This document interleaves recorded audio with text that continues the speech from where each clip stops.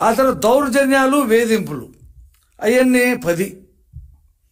దుర్గి మండలం జంగమేశ్వరపాడు గ్రామం ఆవుల మల్లయ్య, కంచెర్ల బక్కయ్య కాళ్ళు నరికేశారండి.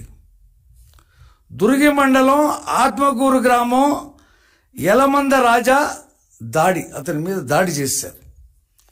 మాచర్ల మండలం పసుపు వేముల గ్రామం దోసపాటి వెంకటనారాయణ అతని మీద తప్పుడు కేసులు పెట్టి వేధింపులు చేశారు.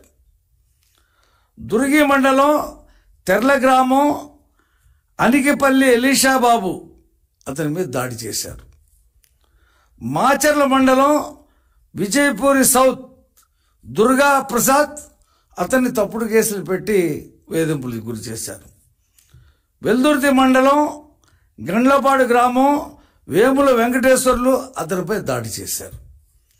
మాచవరం మండలం మోర్చపాడు గ్రామం కురివేపు నరసింహారావు అతని ఆస్తి ధ్వంసం చేయడం కాకుండా వేధింపులకు గురి చేశారు. వెలుగుర్తి మండలం గొట్టిపాల గ్రామం రాజబోయిన దుర్గయ్య, పెరుమాళ్ళ మల్లికార్జున ఇతని మీద దాడి చేశారు. మాచవరం మండలం పిన్నెల్లి గ్రామం చింతపల్లి అస్నేన్ టీడీపీకి ఓటు వేశాడని అతని మీద వేధింపులకు గురి చేశారు. దుర్గి మండలం జంగమేశ్వరపాడు గుమ్మ వెంకటేశ్వర్లు ఆంజనేయులు టీడీపీకి ఓటు వేశారని వేధింపులు చేశారు. ఎంతమంది మీద? 10 మంది మీద. ఇది కాకుండా ఎస్సీ, ఎస్టీ, బీసీ మైనార్టీల మీద ఎవరి మీద దాడులు చేశారు, ఏ రకంగా నష్టపెట్టారంటే మొత్తం ఎంతమందిని అంటే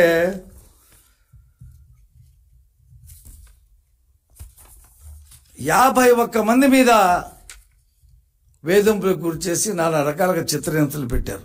ఇక వాళ్ళందరి పేర్లు చెప్పాలంటే 51 మంది పేర్లు చెప్పాలా? అది కష్టం. అది ఎందుకు అవసరం లేదు, ఫిగర్ చెప్పా.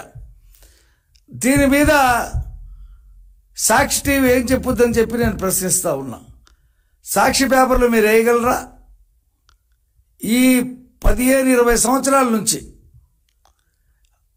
ఆ మాచర్ల నియోజకవర్గం స్వేచ్ఛకి, స్వాతంత్రానికి కోల్పోయి ప్రాణాలు చేతిలో పట్టుకుని బతికేటువంటి పరిస్థితి. 100 మంది ముస్లిం కుటుంబాలు 2019 సంవత్సరంలో వాళ్ళు తెలుగుదేశంకి ఓటేశారని వాళ్ళ మీద వేధింపులకు గురి చేస్తే అక్కడి నుంచి ఇల్లు పిల్లా జల్లా తీసుకొని వాళ్ళు గుంటూరు రకరకాల పట్టణాలకి వెళ్ళిపోయారు. ఇంతవరకు తిరిగి వాళ్ళారు. వాళ్లే కాదు, ఆ మాచర్ల నియోజకవర్గంలో అనేక మంది ఓసీలు కూడా వెళ్ళిపోయారు. ఓసీలు ఎంతమంది? 28 మంది ఓసీల మీద కూడా దాడి చేశారండి. వీళ్ళు వేధింపులకు గురి చేశారండి. ఈ రకంగా నువ్వు జగన్మోహన్ రెడ్డి నీ మంచోడు అని నువ్వు కితాబిచ్చినటువంటి పిన్నెల్లి రామకృష్ణారెడ్డి ఈ రకమైనటువంటి దాడులు చేస్తే నువ్వు అతనికి ఓటేయమని చెప్పి వీళ్ళు అడుగుతావా? ఇప్పుడు అతను ఎక్కడున్నాడో తెలియదు, పారిపోయాడు. పిల్లిలాగా పారిపోయాడు. పిన్నెల్లి పిల్లి పారిపోయింది. నువ్వు నిజంగా ఒక బాధ్యత కలిగినటువంటి ఎమ్మెల్యే. నువ్వు ఈవీఎం పగలగొట్టావు. అది కేసు బయటికి రాదనుకున్నావు. దేవుడు, ప్రకృతి అనేది ఒకటి ఉంది.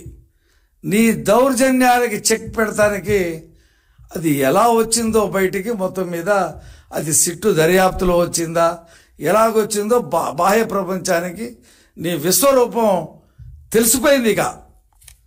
ఇక నీకు శిక్ష తప్పదు. చూలగంటి బ్రహ్మారెడ్డి మా పార్టీ నాయకుడు బాధ్యతలు తీసుకొని వస్తే మాచర్ల నియోజకవర్గంలో ప్రజలు బ్రహ్మరథం పట్టారు. ఎందుకు?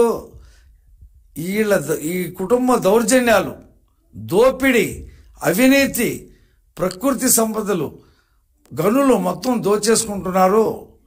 మళ్ళీ బానిస కింద చేశారు. ఎవరో ఒక నాయకుడు నేనున్నాను అని చెప్పి వచ్చేందుకు ప్రజలు బ్రహ్మరథం పడితే వాళ్ళ మీద రాచబోలు బాబు, రవీంద్ర, శివరాజుపై వైసీపీ నాయకులు గొడ్డలతో దాడికి దిగారండి. ఆ మీటింగ్ సక్సెస్ చేశారని. రెంటచింతలకు చెందిన టీడీపీ నేత సర్వారెడ్డిని